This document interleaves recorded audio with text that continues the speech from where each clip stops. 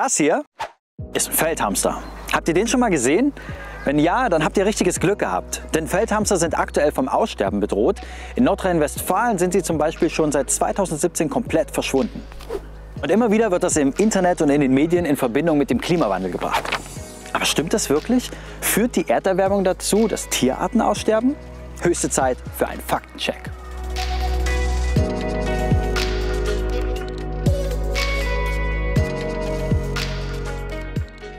Ich weiß nicht, wie es euch geht, aber wenn ich das Wort Aussterben höre, dann denke ich zuallererst an die Dinosaurier. Dabei wird häufig vergessen, dass das Aussterben der Dinos nur eins von insgesamt 5 Ereignissen war, bei denen unzählige Arten von Lebewesen von der Erde verschwunden sind. Und das der Dinos war noch nicht mal das Krasseste. Das dramatischste Massenaussterben der Erdgeschichte nennt sich Perm-Trias-Grenze. Das hat vor rund 250 Millionen Jahren stattgefunden und 90% aller Tierarten von der Erde gefegt. Und wenn man heute die Nachrichten liest, dann sieht es so aus, als würde bald ein 6. Massenaussterben dazukommen. 1/3 der Koalas weg. Die Fläche der Korallenriffe halbiert. Die Biomasse von Fluginsekten in Deutschland um ganze 3/4 zurückgegangen. Befinden wir uns also mitten im 6. großen Artensterben? Zu schauen, ob das Fakt oder Fake ist gar nicht so einfach. Denn dass Tierarten aussterben, das passiert nicht nur besonders drastisch bei solchen Massenereignissen. Nein, Lebewesen sterben auf der Erde permanent aus. Man nennt das Hintergrundaussterben. Forschende schätzen, dass von allen Tierarten, die je auf der Erde gelebt haben, 99% wieder verschwunden sind. Jetzt könnte man also sagen, ist doch ganz normal und gar nicht schlimm, wenn auch heute Tiere aussterben. Ist es aber leider doch, denn es gibt da einen großen Unterschied. Das aktuelle Artensterben läuft bedeutend schneller ab, als das in der geologischen Vergangenheit unter normalen Bedingungen der Fall war. In den letzten 500 Jahren sind geschätzt etwa 80 Säugetierarten beispielsweise ausgestorben. Beziehen wir das auf die Säugetiere, so liegt diese Aussterberate um den Faktor von einigen 10.000 Mal höher, als das damals der Fall war. Ein 10.000 Mal schnelleres Artensterben, das ist schon heftig. Aber was hat der Klimawandel jetzt damit zu tun? Also woran liegt es ganz genau, dass mehr und mehr Tierarten vom Planeten verschwinden? Die Hauptursache ist der Mensch. Und der Mensch führt, man muss es ja so sagen, eigentlich in einen Krieg gegen die Natur. Und das hängt mit Lebensraumzerstörung zusammen. Das ist eigentlich immer die primäre Ursache. Der Klimawandel kommt im Moment einfach noch obendrauf als zusätzlicher Faktor. Aber Artensterben kennen wir eigentlich schon seit über 100 Jahren. Den Tieren gehen nämlich so langsam die Rückzugsräume aus. Zum einen, weil der Mensch sich auf der Erde immer breiter macht, ihr mehr entnimmt als nachwächst, sie verschmutzt und zerstört. Zum anderen, weil ein Temperaturanstieg viele Tier- und Pflanzenarten dazu zwingt, die Flucht zu ergreifen und in kühlere Gebiete auszuweichen. Das hängt vor allen Dingen mit der Spezialisierung zusammen. Die meisten Tier- und Pflanzenarten sind sehr spezialisiert, was ihre Lebensräume angeht.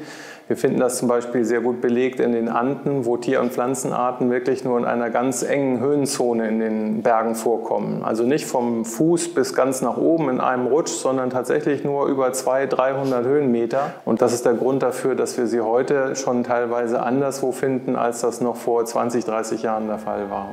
Die Flucht der Arten hat aber Grenzen. Der Eisbär zum Beispiel, der lebt ja schon dort, wo es am kältesten ist. Der kann also nicht einfach weiterziehen.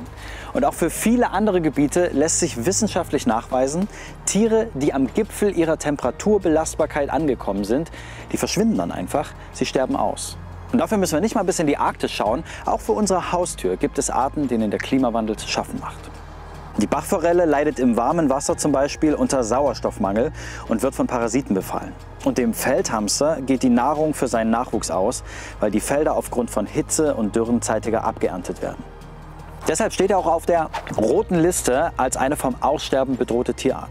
Diese Aufzählung, die könnte man jetzt noch ewig fortsetzen und das Ganze betrifft natürlich auch massig Pflanzen. Das Fiese ist, prinzipiell können sich Tierarten an veränderte Bedingungen anpassen. Denn eine Veränderung des Klimas hat es auf der Erde auch schon früher gegeben.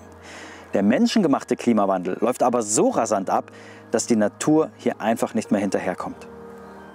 Natürlich gibt es auch Gewinner oder sagen wir mal Nutznießer des Klimawandels. Also Tierarten, denen veränderte Lebensräume neue Möglichkeiten geben. Der Zaunkönig zum Beispiel, der findet in einem milden Winter auch mehr Insekten. Der Eisvogel, der kann in Seen, die nicht zugefroren sind, besser Fische jagen.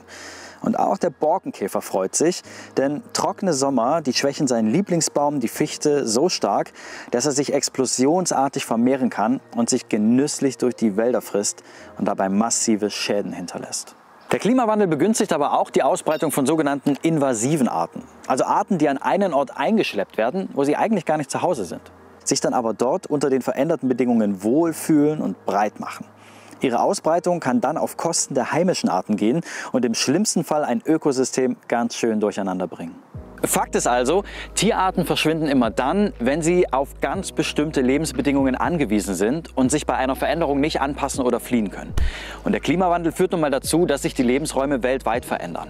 Auf welchem Platz er jetzt in der Ursachenrangliste des Artensterbens ganz genau landet, darüber ist sich die Wissenschaft noch nicht einig. Fakt ist aber die Hauptursache und das ist der Mensch. Unser Einfluss verändert den Planeten, die Erderwärmung ist ein Teil davon und wir sollten schleunigst etwas dagegen tun.